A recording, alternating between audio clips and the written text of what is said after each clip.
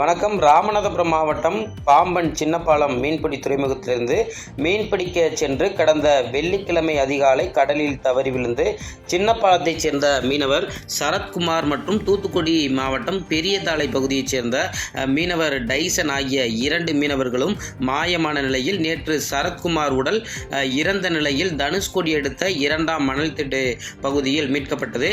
மேலும் மற்றொரு மீனவர் டைசன் தற்போது வரை கிடைக்காததால் அவரை உடனடியாக தேடி கண்டுபிடிக்க வேண்டும்.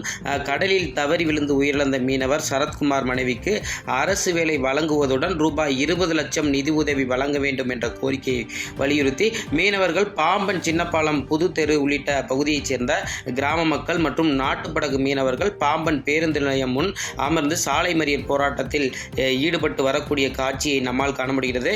மேலும் மதுரை தனுஷ்கோடி தேசிய நெடுஞ்சாலையில் அமர்ந்து சாலை மறியல் போராட்டத்தில் ஈடுபட்டு வருகின்றனர்.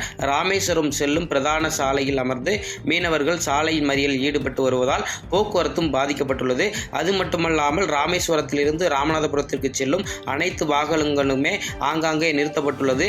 2 கிலோமீட்டர் அளவிற்கு நிறுத்தப்பட்டுள்ளதால் போக்குவரத்திற்கும் பாதிக்கப்படுவதோடு பரபரப்பும் நிலவி வருகிறது. செய்திகளை உடனுக்குடன் தெரிந்து கொள்ள கீழ்கண்ட கேபிள் மற்றும் டிடிஎச் நெட்வொர்க்குகளில் எம்நாடு செய்தி தொலைக்காட்சியை காணுங்கள்.